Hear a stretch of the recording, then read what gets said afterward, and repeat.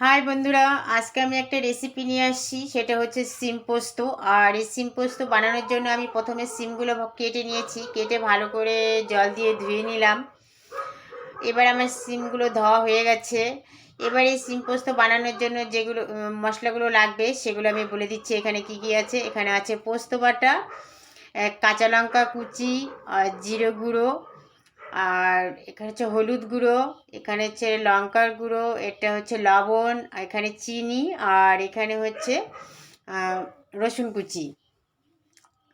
তো এবার আমি কড়াই বসিয়ে দিয়েছি, তেল গরম হয়ে গেছে। এর মধ্যে আমি কালো জিরে ফোড়ন দিয়ে দিয়েছি, আর দুটো শুকনো লঙ্কা দিলাম, দুটো তেজপাতা ফোড়ন দিয়ে দিলাম। এবার এটা আমি একটু নাড়াচাড়া করে নেব।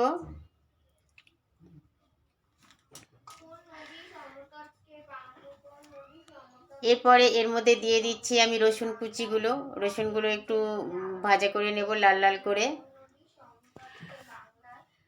রসুনটা আমার মোটামুটি ভাজা হয়ে গেছে।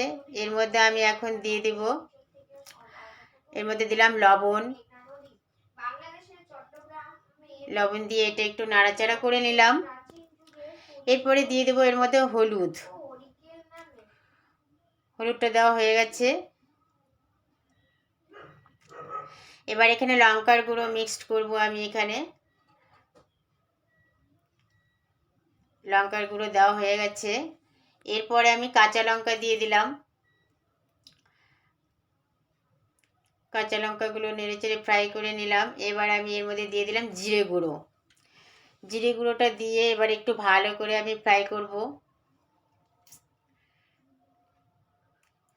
এরপর দিয়ে দিচ্ছি আমি এখানে পোস্ত বাটাগুলো দিয়ে দিলাম। আমি পোস্ত বাটাটা দিয়ে দিলাম। এবার পোস্ত বাটাটা দিয়ে এবার ভালো করে নেড়ে চেড়ে এটা একটু ভেজে নিচ্ছি আমি।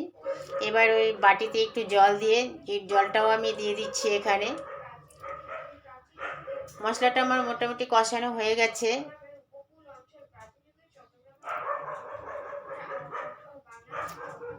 এবার আমি এর মধ্যে দিয়ে দিচ্ছি সিমগুলো।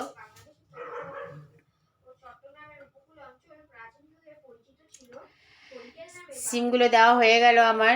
এবার আমি এই সিমগুলো ভালো করে নাড়াচাড়া করে মশলার সাথে মিশিয়ে নেব।